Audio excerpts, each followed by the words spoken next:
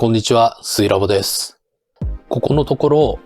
こちらのポリテラ PLA のフィラメントを使って印刷することが多いんですけれども、造形物をよく見ると、こんな感じで横方向に一部フィラメントが抜けてしまっているような感じのところが多く現れています。で、中とかも見ると、ちょっと糸引きしてたりっていう感じがしていて、この辺をどうにかしたいなと考えています。で、先日サームーン V1 Pro でポリテラ PLA のフィラメントを使ってこちらを印刷した時に、印刷中の様子を観察していたら、どうも印刷中にパチパチという音がしていたんですね。一応その時の様子も動画に撮ったので見てみてください。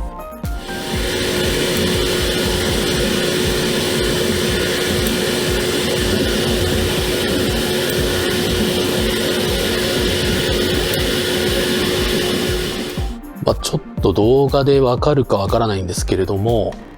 印刷をしている時に不定期にパチッという音がしていました。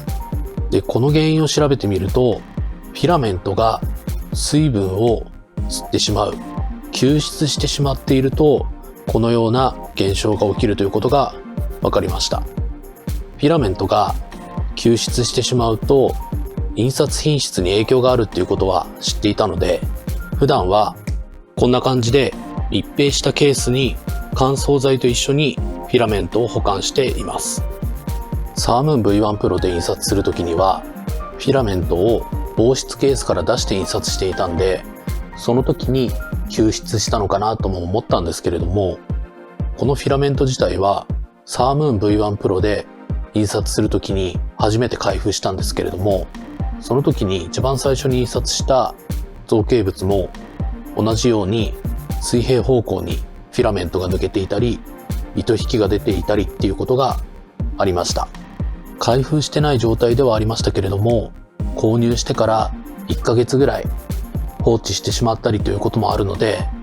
その間に吸湿したっていうようなことも考えられるんですけれども、どちらにせよパッケージを開封した時点からすでにフィラメントが吸湿をしてしまっていたようです。で、こちらのフィラメント、まだ開けたばっかりっていうこともあって、すごいいっぱいあるんですよね。ですし、こちらのアークティックティールというこのフィラメントの色もすごい気に入っているので、こいつをなんとか復活してやりたくて、こんなものを買ってみました。それがこちらです。こちらは読み方が正しいかわからないんですが、EIBOS というメーカーのシリーズ X イーズドライという商品です。要はフィラメントドライヤーという商品ですね。実際一度吸湿してしまったフィラメントがどのくらい復活するかっていうのはわからないんですけれども、これを使うことで印刷の品質がどのくらい変わるのか、今後のためにも知っておきたいと思ってこちらを購入しました。それでは早速こちらを開けていきます。中に入っているのはユーザーマニュアル、それからこちらの本体だけ。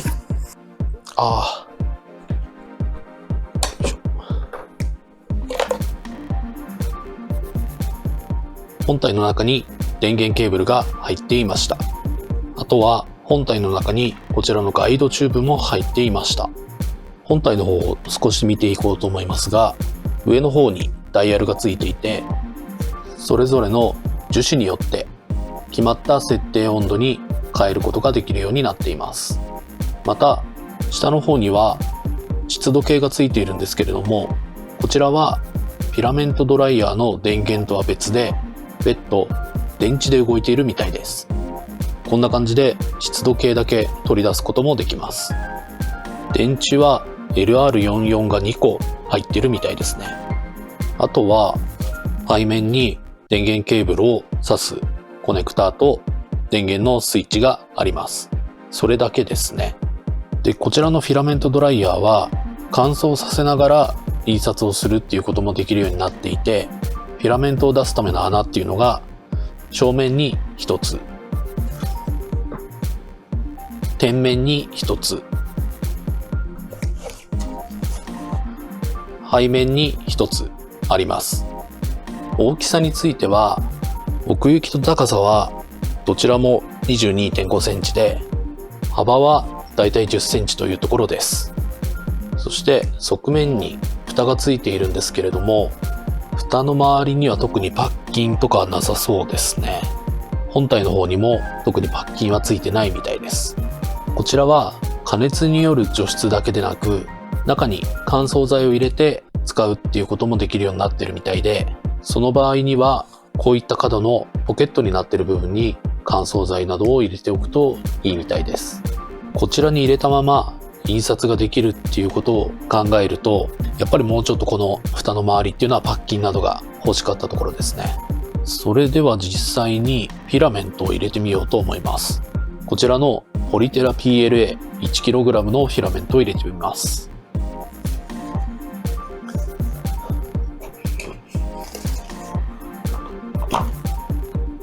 結構こちらの筐体見た時には小さかったので、フィラメント入るかなって若干不安だったんですけれども、ちゃんとこのように入りますね。横からもはみ出すっていうことはないみたいです。リールの外形にもよりますけれども、1kg のフィラメントだったらばだいたい入るんじゃないかなという感じがします。それでは実際にフィラメントを乾燥させてみたいと思います。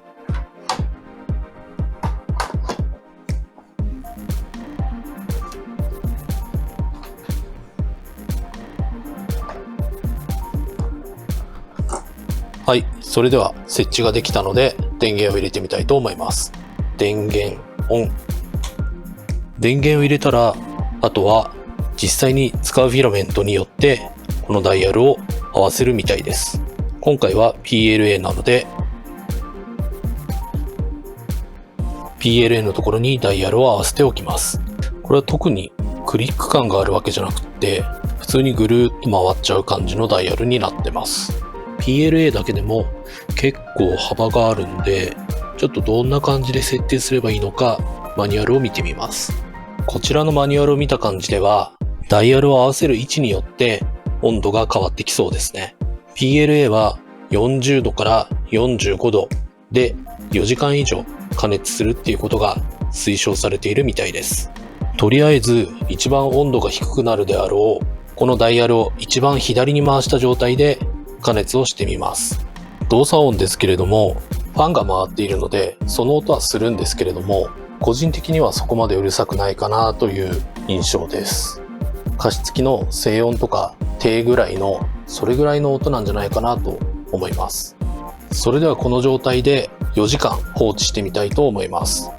はい、ということでちょっと時間経っちゃったんですけれども、今湿度が 34% になっています。で、ちょっと最初撮った時と別日になっちゃってるんですけれども、今この部屋の湿度自体は 50% になってるので、一応この中の方が湿度が低いということになっています。で、10時間ぐらいこちらの機械で乾燥させてるんですけれども、一時的には 30% 近くまで下がったんですよね。なんですけれども、その後また湿度が上がってくるみたいな状態になっています。ちょっとこれは理由わからないんですけれども、ある程度こちらのドライヤーでフィラメントの乾燥をしましたので、こちらのフィラメントを使って印刷をやってみようと思います。で、一応こちらのボックスはこういう風に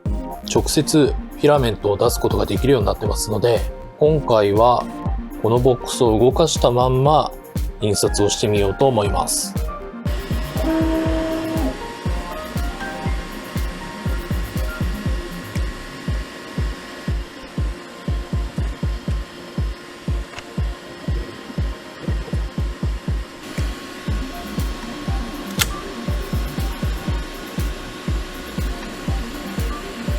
はい。というわけで、こちらのフィラメントドライヤー使ってみましたけど、結果はそんなに良くなかったというか、思ったような結果が得られなかったという状態です。で、原因を考えてみたんですけれども、この中の温度が適切な温度まで上がってなかったんじゃないかと考えまして、ちょっと温度測ってみようと思います。今こちらのマルチメーターに熱電対をつけて、その熱電対をちょっと見えないかもしれませんけれども、この中のフィラメントにちょうど当たるあたりに設置をしています。こちらのダイヤルの設定としてはだいたい PLA と TPU その間ぐらいのところにしています。で、現在の室温が26度になってます。ここからスタートしてこの箱の中の温度がどのように変わっていくのか見てみたいと思います。はい、こちらがダイヤルを PLA と TPU の間に合わせた時の温度変化のグラフです。見ての通りフィラメントの周辺温度が37度ぐらいで頭打ちになっています。温風の吹き出し口付近では45度近くの風が出ていますが、箱の中で対流するうちに温度が下がってしまっているようです。さすがにこの温度では何時間温めても大した効果はなさそうです。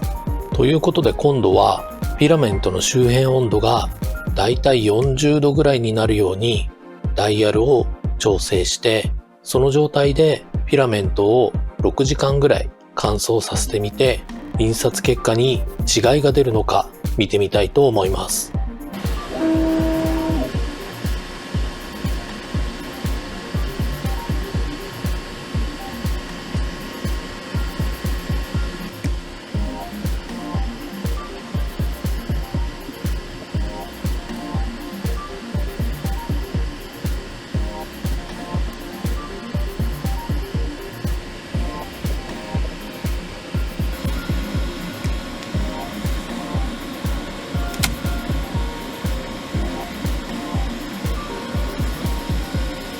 はい。というわけで、フィラメント周辺の温度が40度ぐらいになるようにして、6時間乾燥をさせてみました。そして、その乾燥させたフィラメントで印刷をしてみたので、その結果を見てみたいと思います。まずこちらが乾燥前のフィラメントで印刷したものです。このように造形物に隙間のようなものができてしまっています。そして、こちらが40度くらいで6時間乾燥したフィラメントで印刷したものです。こちらも造形物の途中に隙間のようなものができてしまっています。正直見た目は変わってないですね。まだ温度が低かったり時間が足りなかったりするのかもしれません。それではこちらのフィラメントドライヤーを実際に使ってみて分かったいい点と悪い点を挙げてみます。まずは悪い点。悪い点の一つ目は温度設定がしづらいこと。こちらのダイヤルで温度調節をしますが、素材ごとの大まかな目安が書いてあるだけですし、このダイヤル自体がクリックがないので毎回同じ設定にするのが難しいです。しかもこれはあくまでも温風の吹き出し温度の設定なので、実際に庫内がどのくらいの温度になっているかは別途測る必要があります。悪い点の2つ目は湿度表示しかないこと。前のデメリットと関連しますが、庫内の温度がわからないのは使いづらいです。続いて悪い点の3つ目は庫内の断熱性が低いこと。こちらも前のデメリットと関連しますが、筐体が薄いプラスチックのみなのでどんどん温度が逃げていってしまいます。ダイヤル設定が同じでも周辺の室温によって庫内の温度がかなり変わってくると思います。もしかしたらこの内側にアルミテープとかを貼ってみると良くなるかもしれませんね。その辺は今度やってみようと思います。悪い点の4つ目は筐体の気密性が低いこと。こちらが蓋になりますけれども、蓋の周りにパッキンはありませんし、こちらの湿度計の周りも隙間があります。よく見てみるとこういうところとかすごい隙間が空いています。こちらのフィラメントドライヤーで乾燥後にそのままフィラメントを保管するということはできません。フィラメントドライヤーで暖かくなったフィラメントの温度が下がるときに空気中の水分を吸ってしまうと思うので、乾燥後は速やかに防湿ケースだったり防湿袋に乾燥剤とともにしまって冷ます必要があります。続いて悪い点5つ目は温風の流れ方が悪いこと。こちらのフィラメントドライヤーの構造ですけれども、こちらの製品はフィラメントリールのホルダーの中にヒーターがあって、背面からファンで空気を送り込むような構造になっています。そしてここから出てきた温風が実際ここに蓋があるんですけれども、ここの蓋に反射して周辺に流れていくようになっています。これだとフィラメントに効率よく温風っていうのは当たらないですし、先ほど言ったように断熱性が低いのでフィラメントに到達する頃には温風の温度が下がってしまいます。またヒーターがある中心部分とフィラメントリールの外周部分で温度差ができてしまうので、ヒーターの適切な温度設定が難しいです。悪い点6つ目は価格がちょっと高いこと。私はこちらを7500円で買いましたが、今は配送に時間はかかるみたいですけど5600円くらいで販売されています。フィラメントドライヤーとして販売されている製品の中では安い方かもしれませんが、機能だったり構造とかを考えるとちょっと微妙な感じがします。機能的には4000円くらいで売ってるフードドライヤーを改造した方が安く済むかと思います。あとタイマーがないので、決まった時間乾燥させたい場合にはこういったコンセントタイマーなどとの併用が必要っていうのはあるんですけれども、逆に言えばタイマーがないことで好きな時間乾燥させることができるので、これはメリットにもなり得るかもしれませんね。あと挙げ忘れてましたけれども、悪い点として温度がかなりばらつくっていうのもあるかと思います。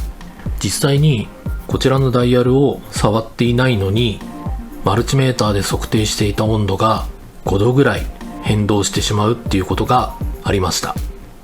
このくらいの価格だと温度制御としてはそんなものなのかもしれないですけれども、結構フィラメントの乾燥は微妙な温度設定が求められるところもあると思うので、5度変わっちゃうっていうのは結構使いづらい感じがします。続いてこちらの製品の良い点の1つ目はコンパクトであること。高さと奥行きが 225mm、 横幅が 103mm なのでかなり小さいです。最初は本当にフィラメントが入るのか不安になるくらいの大きさだったんですが、ギリギリのサイズを狙ったんでしょうね。良い点の2つ目はフィラメントを供給するための穴が前面、背面、天面の3箇所あること。他のフィラメントドライヤーを見てみるとフィラメント供給用の穴が前面しかなかったりして、使う 3D プリンターによっては無理な経路でフィラメントを供給することになるかと思います。こちらは3箇所穴が開いているので大抵の 3D プリンターには対応できるのではないでしょうか。悪い点でも挙げましたけれども、こちらの気密性が低いのでやるとしたら加熱しながら使うっていう感じですかね。というわけでだいぶ悪い点が多くなってしまいましたが、ちょっとした改造で改善できるものもあります。例えば湿度しか測れない件。こちらの湿度計は中から押してやることで簡単に取り外すことができます。そして Amazon で全く同じサイズの温湿度計が売ってるので、